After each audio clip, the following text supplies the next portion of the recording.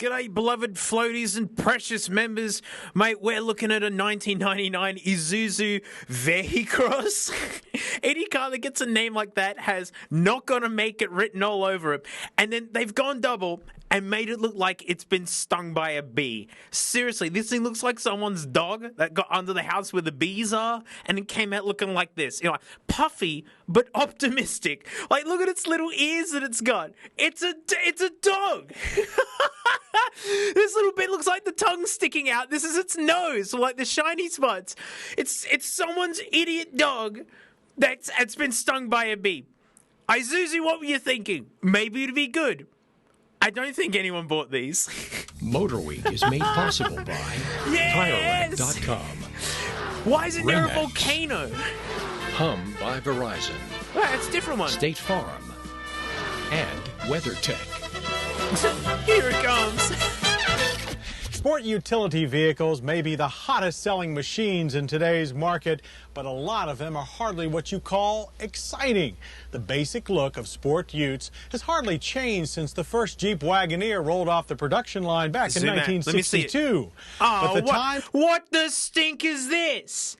Hang on, we had these as a Holden Jackaroo. This is so relatable. I went home in one once and went, yep. That was a car. They are finally a-changing. Recent arrivals like the Mercedes-Benz ML Series and the Lexus RX 300 are moving away from the boxy SUV styling. And Isuzu is unleashing a radical sport ute called the V-Cross. So it's such a shame where they can actually see where the market's going. Like Isuzu, they basically made all the engines that move the world. Honestly, so many world cars, you trace their lineage, it was an Isuzu of some sorts. They just had it all figured out. And it's just like, they could see that, you know, SUVs were going to be everything and where styling was going, that was going to get a little bit more edgy, I guess. No more like slab-sided, you know, this looks like a Toyota clone, to be honest. Oh, man. The bees, man. Not the bees. No, not the bees. And it's unlike any production sport ute before it. Let's see it. In fact, the Isuzu V-Cross is helping change not only the look of sport utility vehicles, but also the way that they're made. Right. Its zinc-coated steel body panels are made by a new ceramic die process that is faster, more flexible, and less expensive than traditional body stamping technology. But since ceramic dies wear out much more quickly, only limited numbers of the V-Cross will be built.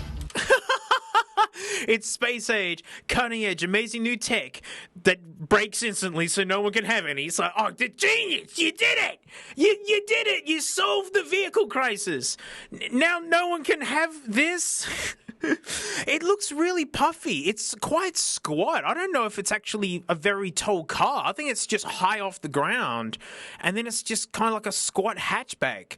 Well, maybe it's like car companies do this where they make the windows tiny because it makes the car look bigger. I think Dodge Nitro was like that. Like, tell Katie, get a Dodge Nitro up. Yeah, like one of the first ones. No, in red.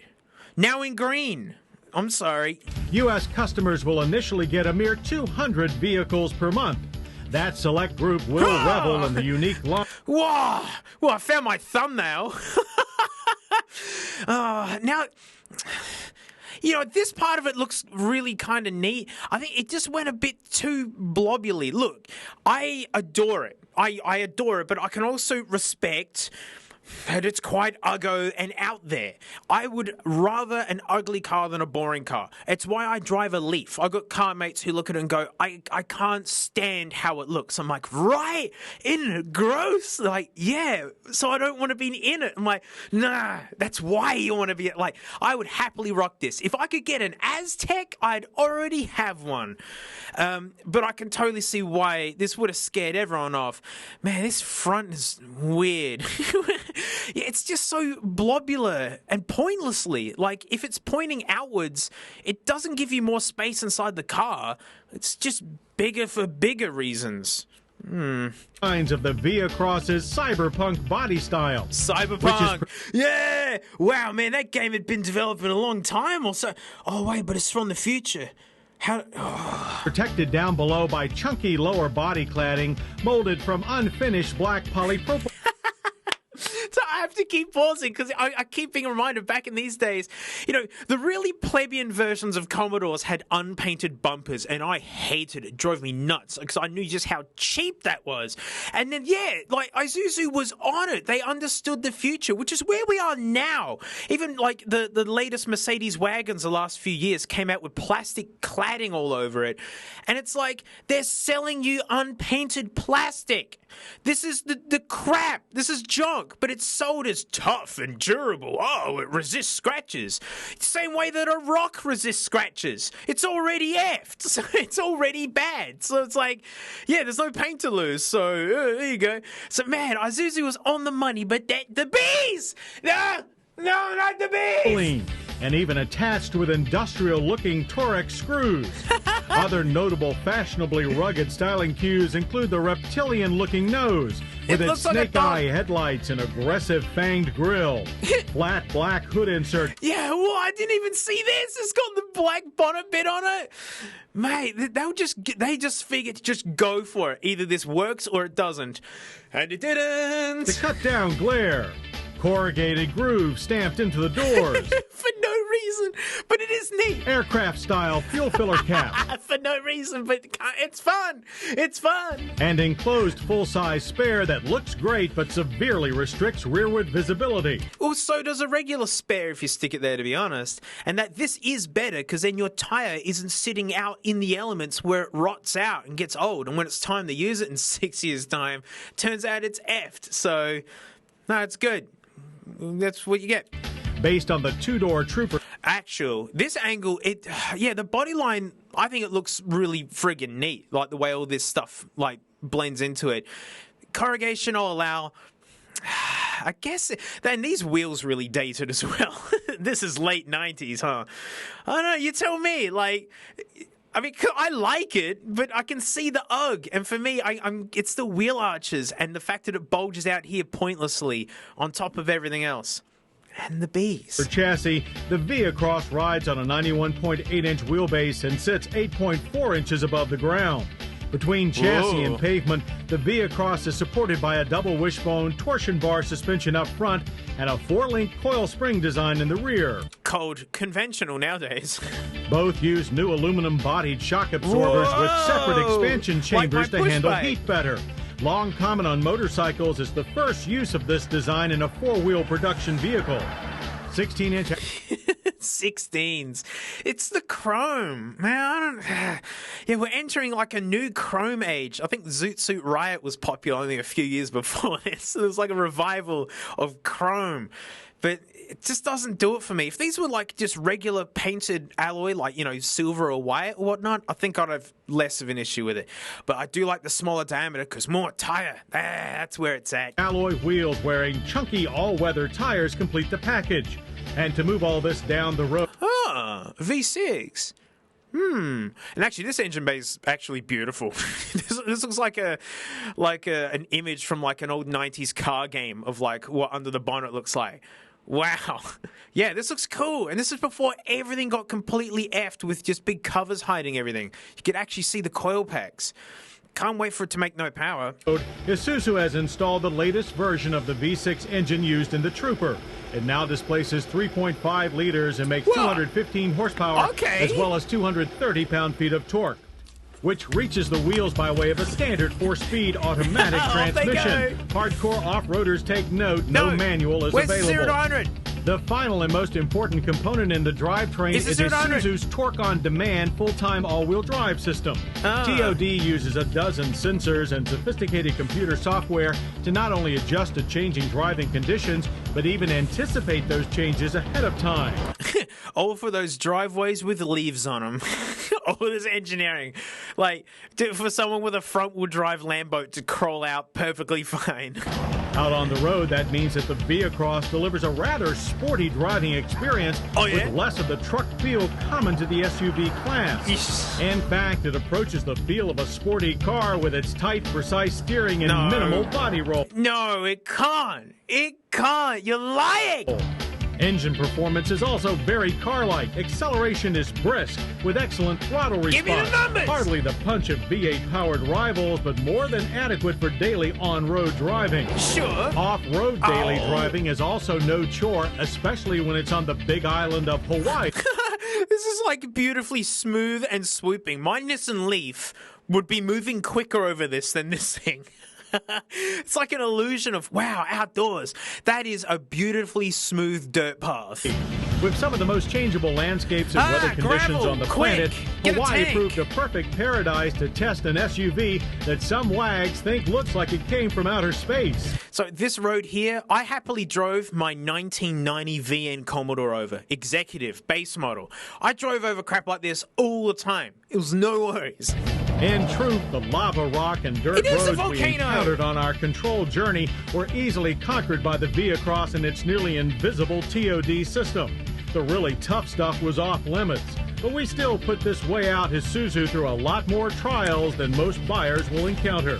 Of course, while the outside of an SUV is a big part of buyer appeal, inside is where they'll spend all the drive time. I want to know how fast it goes. You're hiding it from me. It's frustrating me. And the inside of the Whoa. V-Across is... Yes! That's early thousands base standard. Oh, yeah, like everything's nicely molded and everything's really well fit together. But then it's also very generic at the same time. But then you also haven't seen anything like this. It's original, but generic. And the red bits, they're okay, man. They have flat seats. But yeah, 99, like this is really kind of forward looking for the time. But then also, yeah, all the cars in the thousands just kind of look like this. Oh, wow, the whole door card is red? This car, man, it's red from the bee sting. Frankly, a disappointment. Rather than build an interior as radical as the exterior, Isuzu simply transplanted the Trooper's conventional dash. Yeah, it's just normal interior. Though both dash and doors do get a bit of faux carbon trim. Oh. The seats, however, are leather-covered Recaro buckets that not only look good but offer plenty of support. And they face a set of jazzed-up... It's just the normal-looking gauge, but then they've just made the font like, wow, 20, 40, 80. You're not hitting 100. Oh, mate, she's getting low on petty. Gotta fill her up. Whoa, what's that? Is it just rolling over to 50 or something? No. Is it 8? I don't know. There's too many pixels. Yeah, keep an eye on that oil light. Not really. Isuzus are so reliable. Analog gauges. A standard AM/FM cassette stereo at the top of the center dash is mated to a standard 6-disc CD changer. I love that they're like separate modules. That's awesome. Bring that back. The bottom, as well as foolproof heat and... proper controls. But only 4 fan speeds. That's so crap. Where's the waft? Like where the lowest fan speed, excuse me, is still too fast. Nah. Ventilation controls, and a full load of power accessories. Rear seat room is reasonable for adult-sized passengers. Reasonable? It's a giant clad SUV. And the 50-50 split folding seat expands the standard 13.9 cubic feet of cargo space, which can be accessed only by using the key, since the unusual spare tire storage leaves no room in the door for a remote release mechanism. That's crap. Though to be fair, the rear door release and dash styling are the only real compromises in what is clearly the most innovative sport ute ever to reach the showroom floor.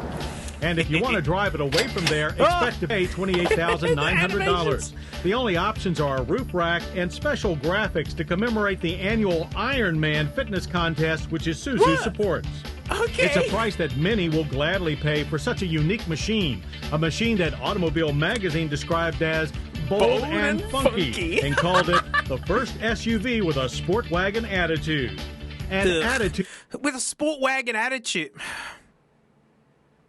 Because I'm just thinking about all the really amazing German wagons, like performance wagons that existed like way before this. Sport is what the Isuzu V-Across is all about. What's it 0 to 100? An attitude that the old way of building sport utility vehicles is simply no longer good enough. And that in the future, it may well be sport utes like the V-Across that truly represent the leading edge of automotive design. Nah. Yeah, a design process. Sorry, the way that it's built, it's like it can't make many. They just can't make all that many of them because the machine wears out. Like, that's so funny. It's... Yeah, I mean, I like the bravery, and they're dead right. It's like, I mean, we're still being overcome by blobs to this day. This is like, yeah, the beginning of the blob era, which is a lie. Like, Americans have liked, people mover vans and whatnot, and, trucks go back to like the 50s when they started getting really popular. But yeah, an iconic blob of all time. Well, buy it out.